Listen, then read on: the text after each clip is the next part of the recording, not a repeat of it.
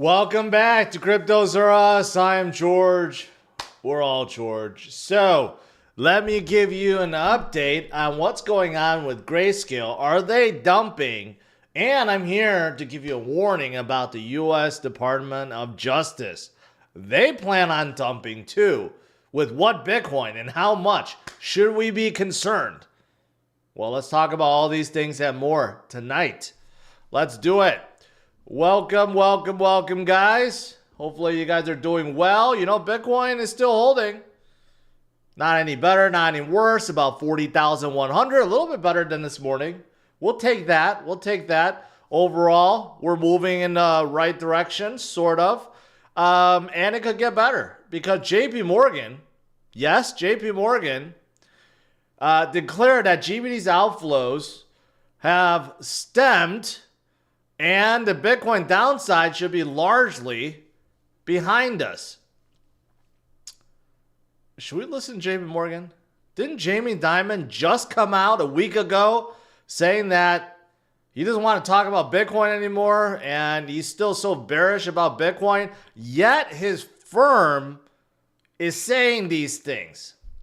How does that make sense, right? Who should we listen to? Jamie Dimon or JP Morgan? I mean, if he's the head of JP Morgan, shouldn't he just make the whole firm anti-Bitcoin? Why would they even talk about it? Why would they offer services?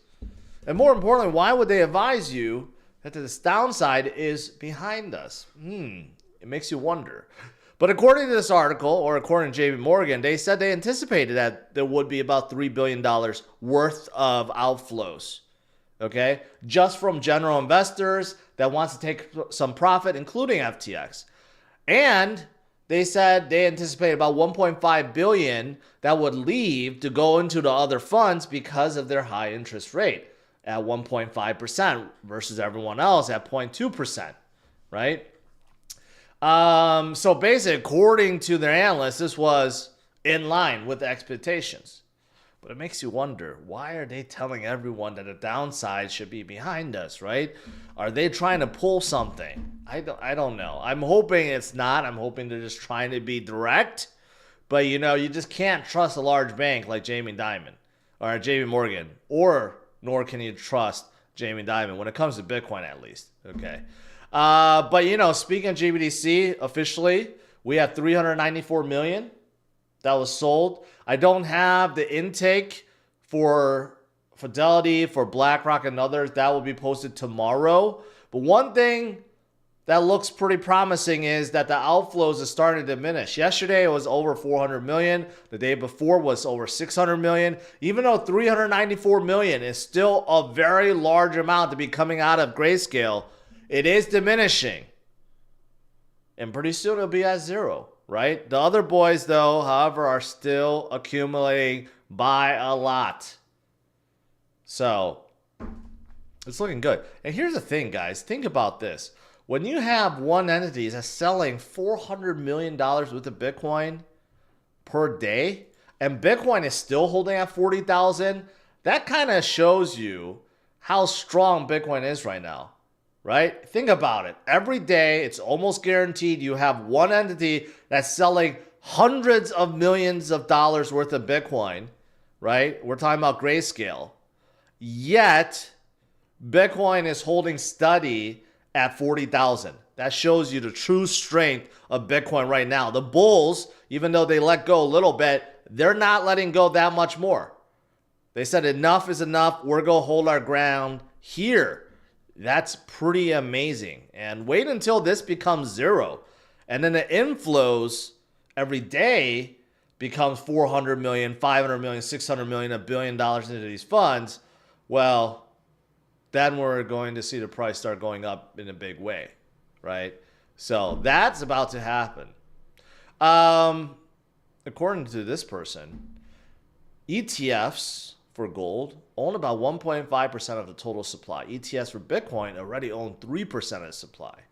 Now, again, statistics like this, impressive, but not good. Not good. Why? Because it shows the big boys with their big money, they could buy so much already for barely nothing. They hardly spent any money and they already control 3% of Bitcoin.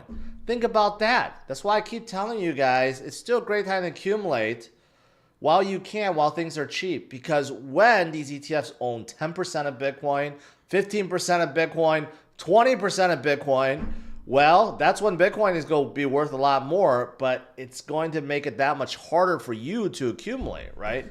So, it's good short term with these ETFs. They soak up a lot of the liquidity and a lot of supply. Long term, we don't want these guys to be holding all the Bitcoin. It should be going to retail investors. The 8 billion people on the planet, it should be going to them, not the big institutions or the big corporations, right? So get in while you still can, before it's too late. Okay, that's the moral. Here's another reason why you should get into Bitcoin before it's all gone. This is actual and projected chart of the interest payments that the federal government needs to pay every year. So this year is the first year where the U.S. government has to pay more than $1 trillion in interest per year.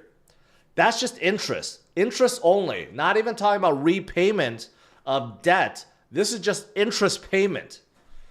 Where do you think they're getting the money from? Well, they're not getting it from additional taxes, that's for sure.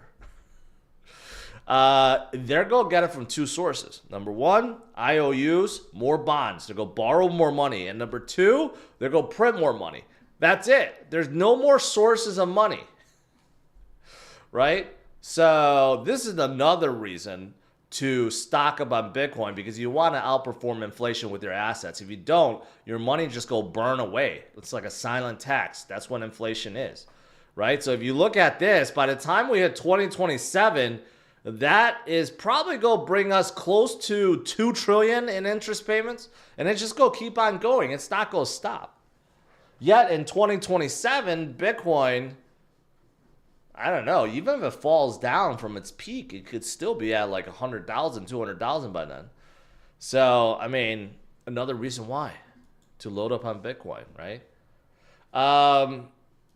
Here's another reason. Hodl waves showing, people that are just holding Bitcoin, all-time high, even higher than 2015, 2016, right? If you look at the 2021 wave, we didn't really hit that high in terms of hodlers. But this time around, no. It's extremely, extremely high, right? So there are a ton of holders that continue to hodl and stack and DCA, and that's the right way to do it. And of course, I've talked about this. We're only 3 months away from the halving event, guys.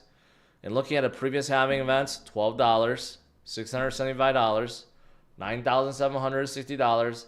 And this time around, are we going to hit halving at 50,000, 60,000, 70,000? I don't think we will be 70,000 by halving, but hey, 50,000, we could spin right back up to 50,000 like it's nothing.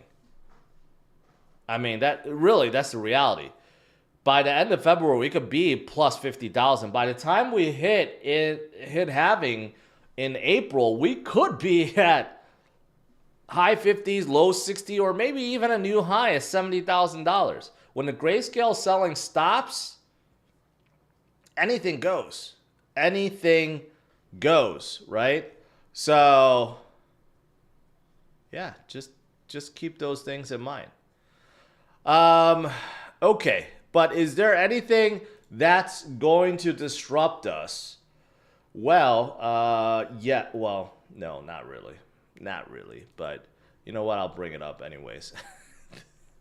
This is the point of today's topic. The U.S. Justice Department, they released a statement that they're going to sell $130 million of the Bitcoin seized from Silk Road. The U.S. government holds a ton of Bitcoin from Silk Road. So why are they selling now? No idea. $130 million to them is chump change. Like, really? It doesn't change anything.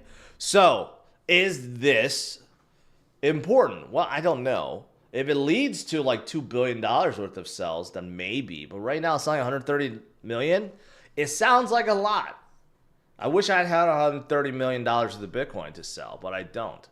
But considering that Grayscale is selling 400 million a day and Bitcoin's not dropping, well, then it makes sense that selling 130 million is not going to drop too, unless the Department of Justice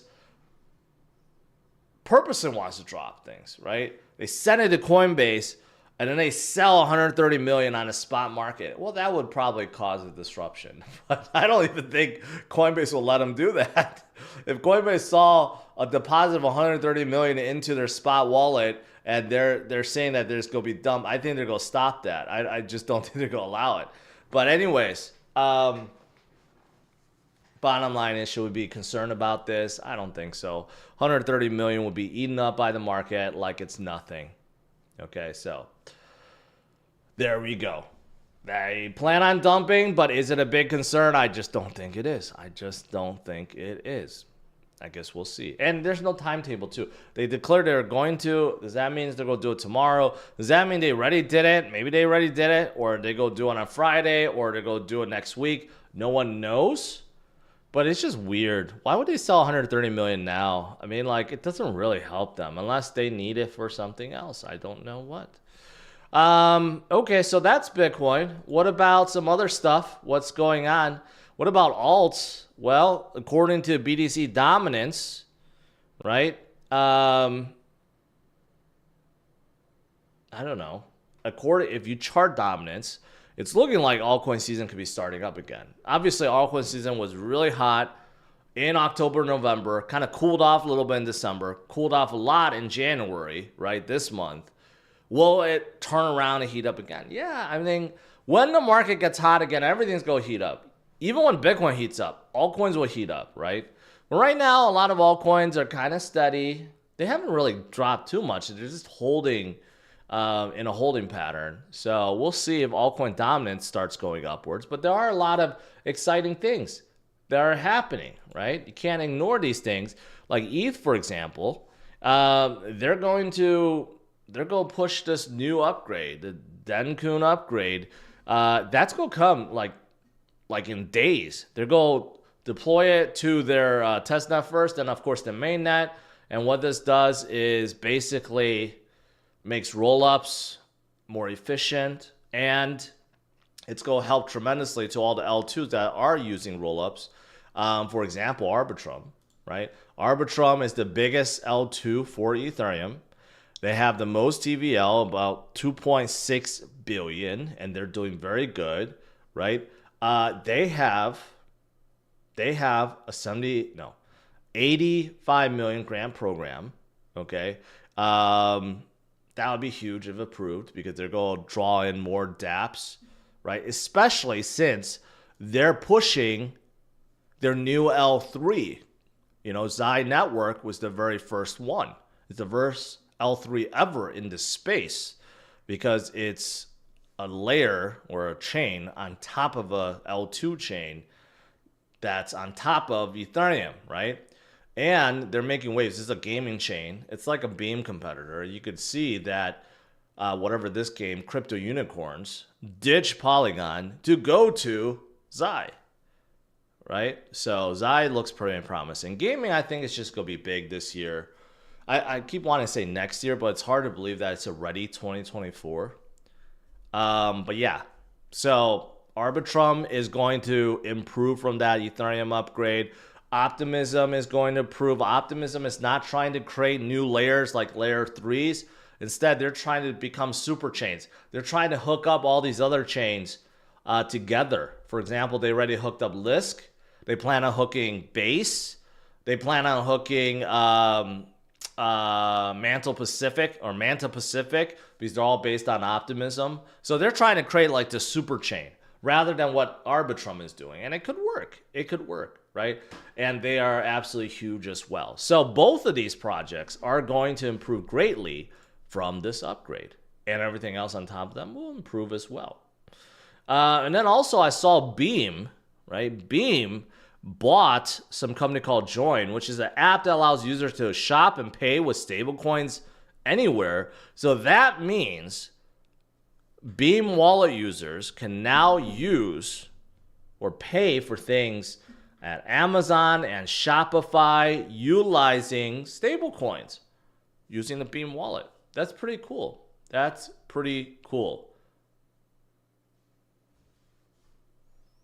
Yeah, that's it. That's pretty much it.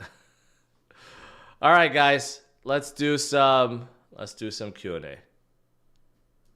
Hey, Bitcoin's making a little rally. We'll take that.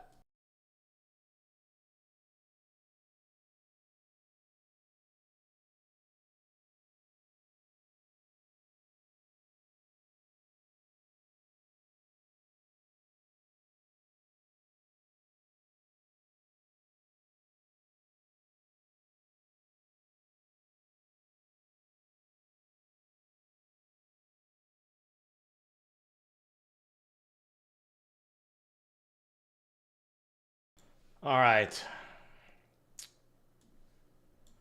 Let's see. New member, another George, welcome. Just 117 million, no 130 million. Yup.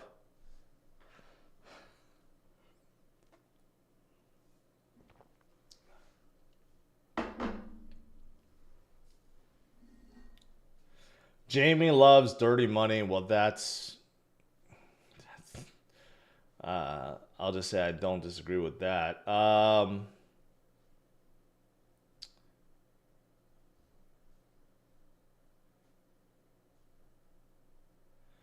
Do I still hold cock? Yes, I do. Bunkers can't save you when the earth flips 90 degrees. You've been watching too much TikToks, my friend. I enjoy those videos too.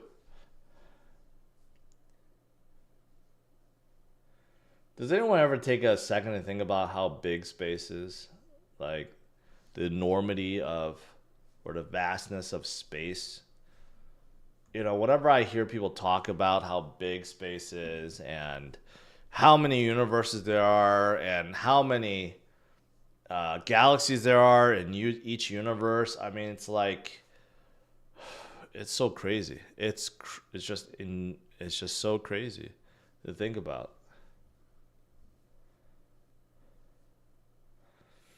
Jose is asking, oh, Samsung says Blue Label when it hits 50. Yeah, I'll bust out. I have a brand new label, a Blue Label, waiting for that to happen. Give me an opinion on Jitto. I think it's okay. You gotta give it a time. You know, they airdropped a whole bunch of tokens. People sold, right? But overall, they're one of the bigger projects on Solana. They could do well.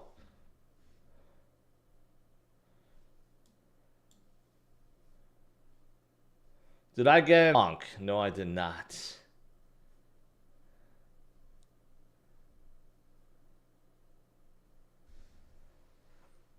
Wall of sheep. I always feel better after this stream. I appreciate that. And it sounds like I'm doing my job.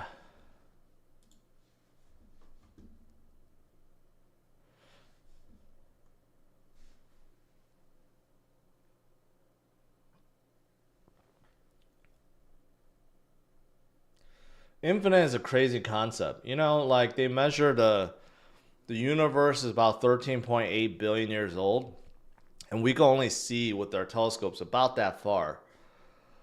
But that's like the visible universe.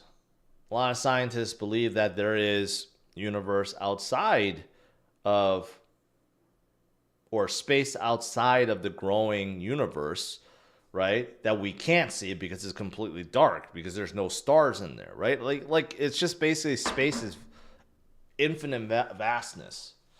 And who knows, on a grand scheme of things, maybe the entire universe is just a marble on, I don't know, God's desk or something, right? Or some kind of advanced being that they create us. Or we're just all in a simulation and we just don't know. And there's infinite simulations going on. You know, it's just like, it's kind of crazy to think about how insignificant, you know, we are on the grand scheme of things, right? But maybe that's set on purpose. Maybe the parameters of this, you know, this simulation is to make the universe so big so we can never get out of it. We can never break the simulation. I don't know. Just like throwing things out there.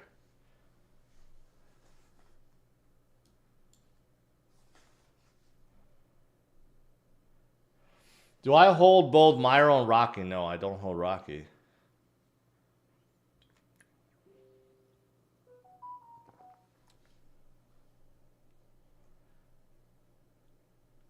I don't think the universe cares about my crypto portfolio. Well, that's true. that's true.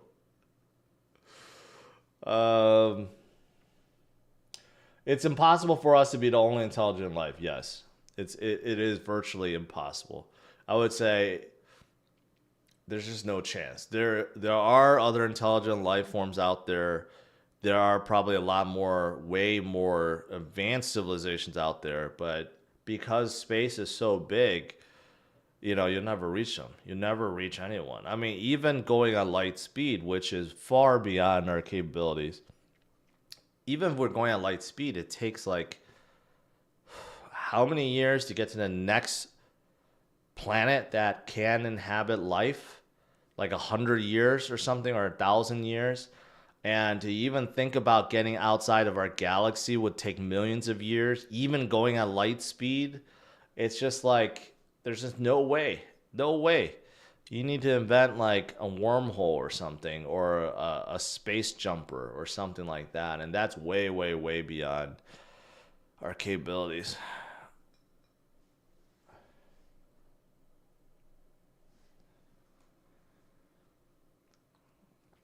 Janice asking, will we ever terraform other planets, and will we ever invent warp drive?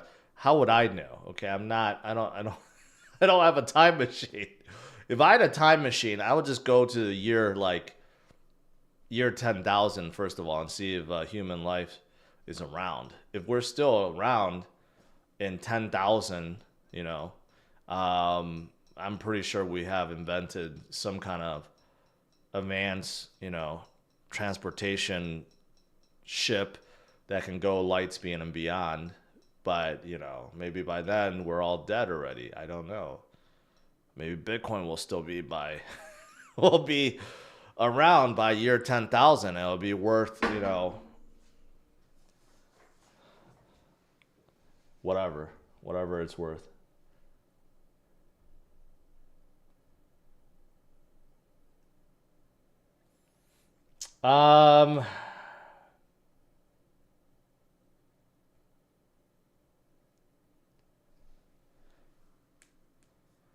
The UFOs are from here and not somewhere else. Well, I can kind of believe that. Yeah, I don't think we actually been visited by real alien life from other planets.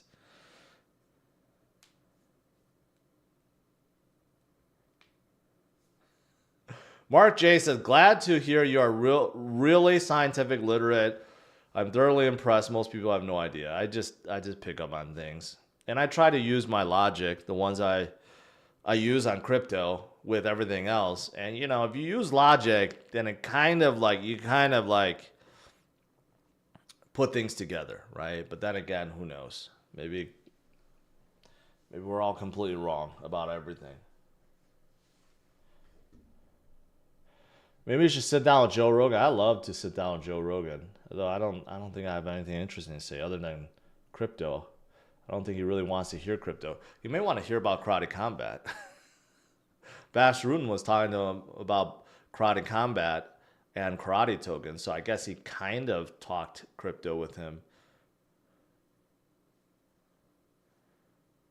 Black Sun, I appreciate that. Are you a fan of Stargate Universe? Oh man, I'm the biggest fan of Stargate. I was so hooked to Stargate SG-1. Stargate SG-1, in my opinion, was the most realistic sci-fi series ever created.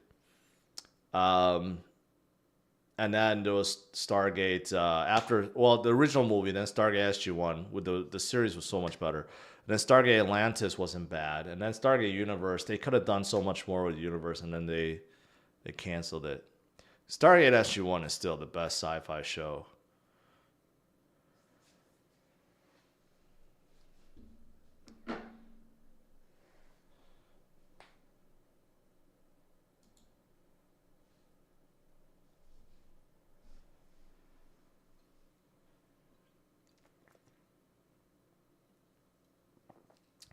You could talk about your Sunday walks, I guess. You know, it's like I struggle with my Sunday walks because of this.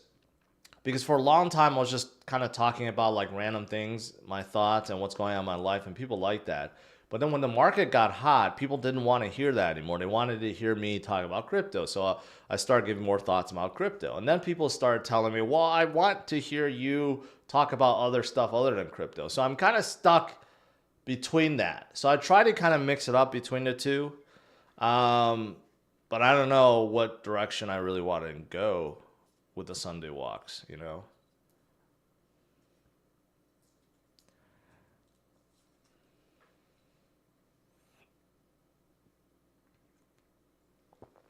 Tesla stock tanked today, like down 12%. I watched The Expanse. Expanse was a great show until the end. The last season really sucked. But I like the concept between the Belters and I hated accents though, you know, like weird accents. The Belters and the Martians and Earthlings, or humans. I don't know if they call it Earthlings or humans, but it's an interesting concept.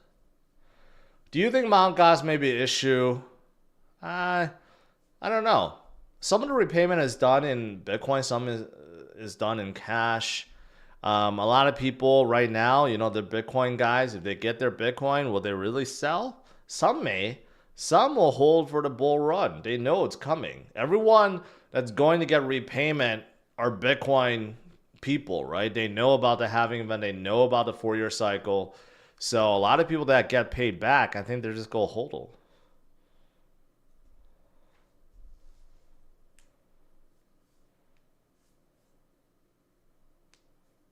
Yeah, you know, Tesla, I don't think is ever going to be the same. I mean, the company could still be profitable, could still be making good cars. But, you know, I think all the hype, the crazy growth, especially the crazy stock growth, the crazy valuations, I think that's all go away starting from now. I mean, they're just coming back down to earth, so to speak. Um, like one of Elon's rockets, right? It's kind of like just it's correcting itself. Do I like Rolexes? Yes. Everyone goes for AP now. Richard Mille is just like way too expensive. But like now the fad is you have to go get an AP. And like, no, I'm just gonna stick with Rolex. Everyone knows the Rolex, even non-watch collectors. You say AP to like, you know, some non-watch person, they're like, I don't know. You say Rolex, everyone knows, right? It has that brand recognition everywhere. So I only collect Rolexes because of that.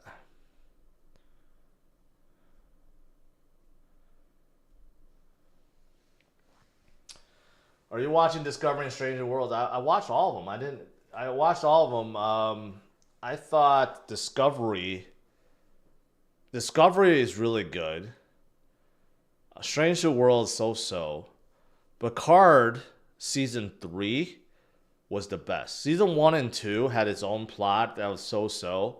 Season 3 of Picard on Paramount Plus is the most epic season ever if you're a Next Generation guy. If you're a Next Generation guy, you should just go watch season 3. Don't even watch season 1 and 2. It's irrelevant. Just watch season 3 Picard. You're going to love it. You're going to love it. It was really good. I mean, it's just a really good extension of the Next Generation.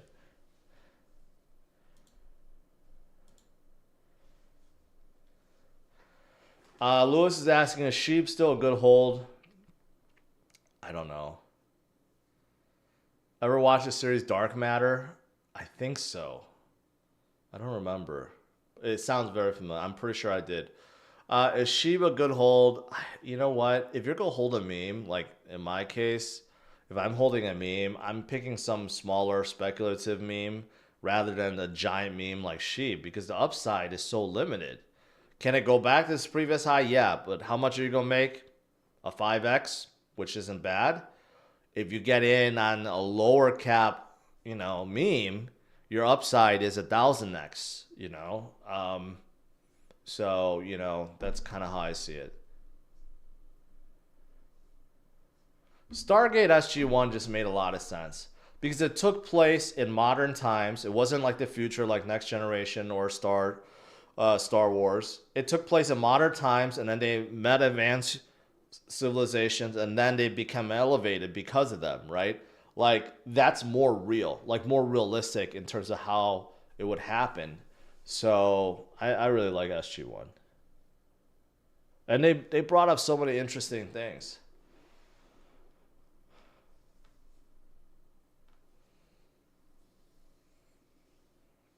Check out the forever battery that's being designed right now. If that battery comes to fruition, electric cars may have a chance. Just Google for. You know what? They'll never allow that to happen, Tony. The battery manufacturers will never allow it to be produced.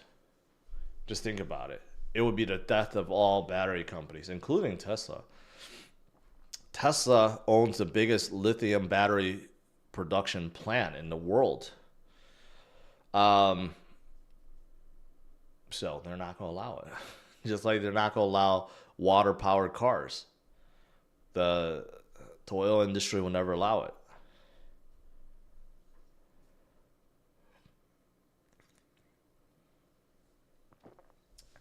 Luke, that's really gross, man. You know, for a SG-1 fan, like here's how realistic SG-1 was. There was one episode where the SG team visited some Jaffa world that are trying to rebel, I guess.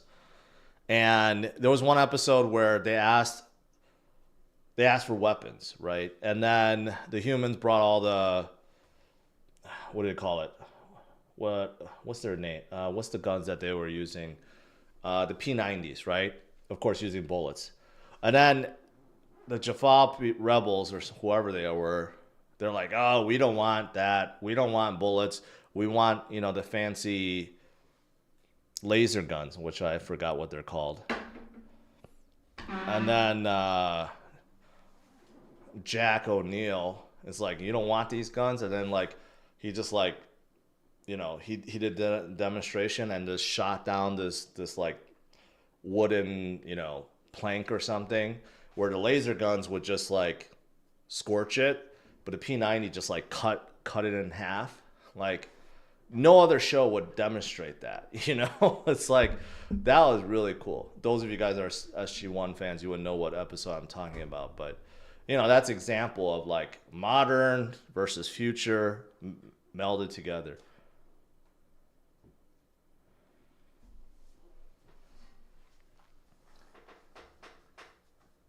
That was a long time ago. That was like 20 years ago. All right.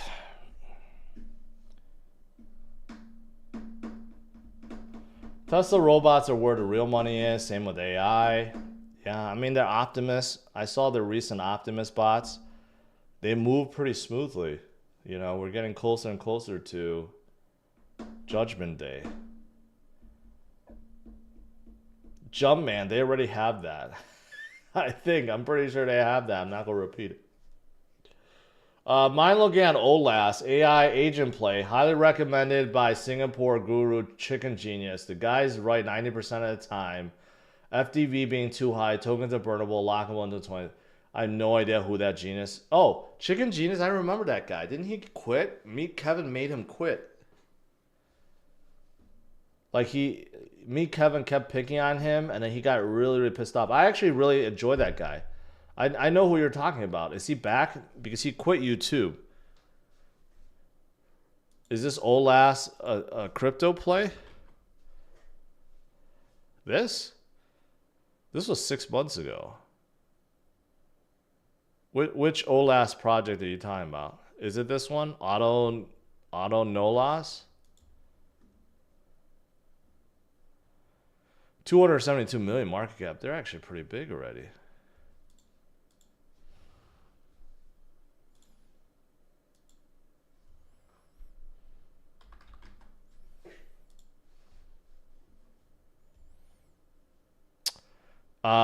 Very, very little sex listings.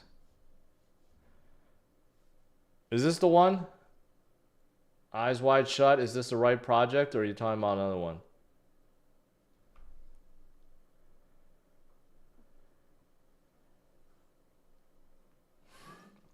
Wall of Sheep, you're making me feel old.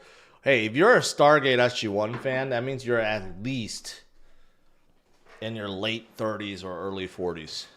At least, because that show was like 20 years ago. But it was an awesome show. It's just really awesome. Crypto's ocean of services. One single network for all the stuff that make crypto work, coordinated by OLAS token, cutting edge autonomous agent technology. Well, this sounds exactly like Fetch AI. Fetch AI also have agents that does a lot of AI stuff. So it's not like they're... The website looks horrible, by the way. So they actually need to hire they need to hire a website developer. So I guess it's an agent that could be used in multiple chains. Polygon, Ethereum, Solana, and Gnosis. Okay, I'll keep my eyes on it, but I don't know if this one is the one. I never heard this one before. Never.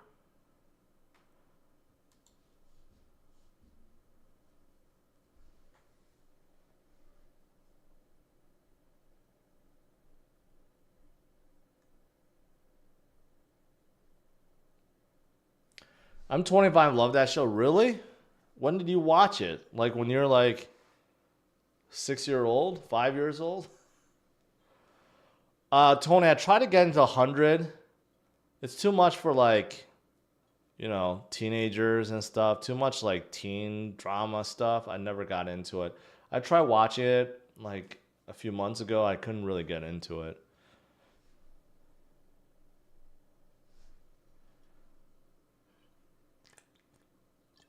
They tried.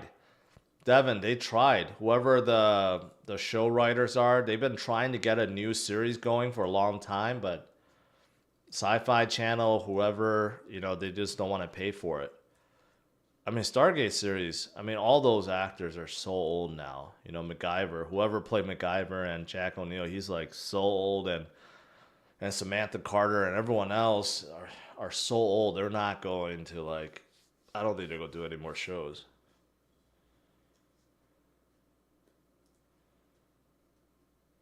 You've been throwing back some Red Bull like Christian Tate. How do you know? I did have some Red Bull.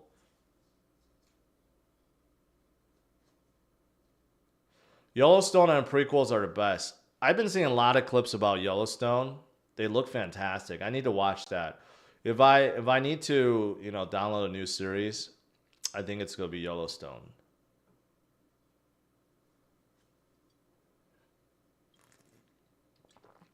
Battlestar Galactica ended really weirdly. Everyone was a Cylon, and they didn't know they were a Cylon, and they didn't know if they should be the right. And then the evil girl Cylon is having dreams about the nerdy guy that she was trying to seduce, and vice versa, and all this stuff. The last season, I still remember, was so bad. It was an interesting concept. I think it was based on some show.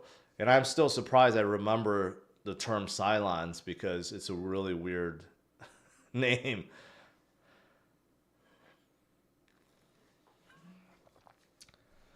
Farscape was not better than Stargate. No way. Not even close. I couldn't get into that show either. I couldn't stand the actor.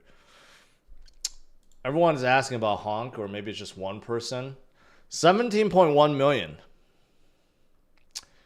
See, this is an impressive chart. You know, like a lot of people ask me, like, look at this chart and it just shows a big dive. I'm like, what do you want me to say? It's diving and it looks horrible, right? This actually looks pretty good. But I don't know anything about it.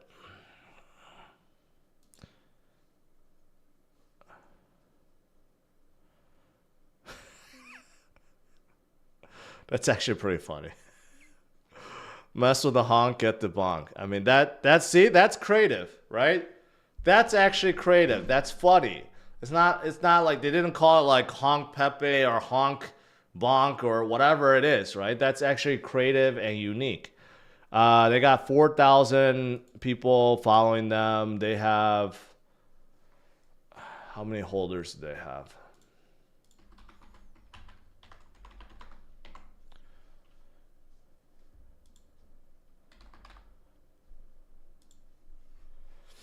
They have 1,777 followers. That's not bad. 86 on the Dept score chart. It doesn't show the top holders. It's okay. It looks good. It looks good.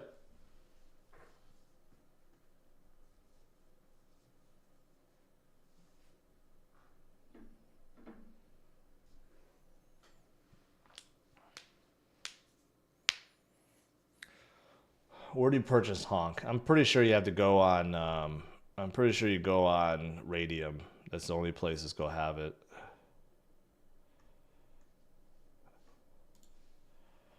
I doubt it's on.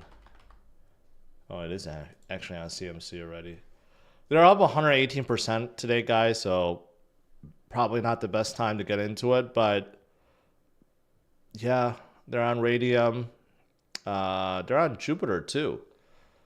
Big volume on Jupiter.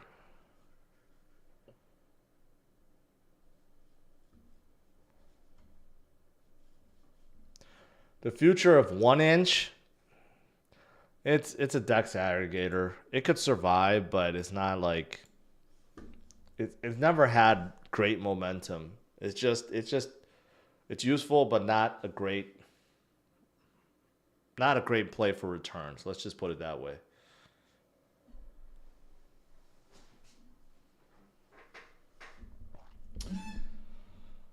All right, guys, I'll let you go. Overall, JP Morgan says the downside is behind us. Do we listen to them?